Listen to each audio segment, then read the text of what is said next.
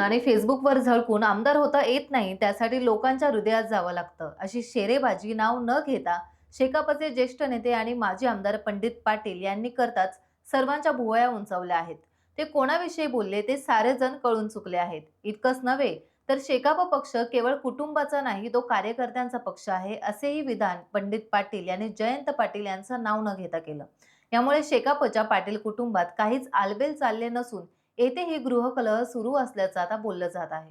पक्षात प्रत्येक पक्षामध्ये तसं असते. नाराजी वगैरे काय ना, जो नेतृत्व करत असतो त्याला सगळ्यांना घेऊन काम करायला लागते, त्यांना सगळ्यांचे विचार ऐकायला लागतात. पण आमदार व्हायचं म्हणजे फेसबुकवरती जाऊन रील्स काढून आमदार होता येत नाही. तर लोकांच्या हृदयात जायला पाहिजे, लोकांचे प्रश्न करायला पाहिजे. आणि नाराजी वगैरे काय ना, शेतकरी कामगार पक्ष हा प्रामाणिक कार्यकर्त्यांचा आणि प्रवाहाच्या विरुद्ध जाणारा पक्ष आहे. आणि पंडित पाटीलला प्रभाकर पाटील आणि दत्ता पाटलाचा पोरगा आहे. त्याच्यामुळे संघर्ष काय, प्रशासन काय आहे, या सगळ्या परीक्षा पास केलेल्या आहेत. आणि मी लोकशाही मानणार आहे. आमदार काय कोणी नियुक्त पत्र देऊन आमदार होणार नाही, की लीड काढून आमदार होणार नाही.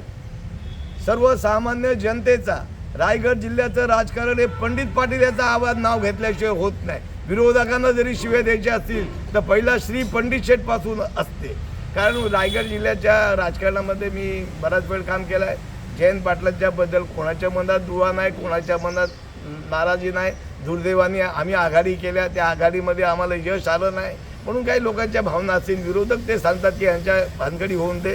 मी पुन्हा एकदा सांगतो, रायगड जिल्ह्यातील संपूर्ण शेतकरी कामगार पक्ष हा काय कुटुंबाच्या मालकीचा नाही, हा सर्वसामान्य कार्यकर्त्यांचा मालकीचा आहे. आणि कार्यकर्ते ठरवतील, कारण हा शेतकरी कामगार पक्ष हा डाव्या विचारसरणीचा आहे. डाव्या विचारसरणीचा हे काय फॅसिस्ट शिवसेना पक्ष नाही की एक माणूस निर्णय घेणार, तर सगळे कार्यकर्ते निर्णय घेतील. तर भविष्यात दिसेलच काय होईल. टाइम्स डिजिटलला लाईक करा, सबस्क्राईब करा, शेअर करा आणि बेल आयकॉन दाबायला विसरू नका. पाहत रहा टाइम्स डिजिटल.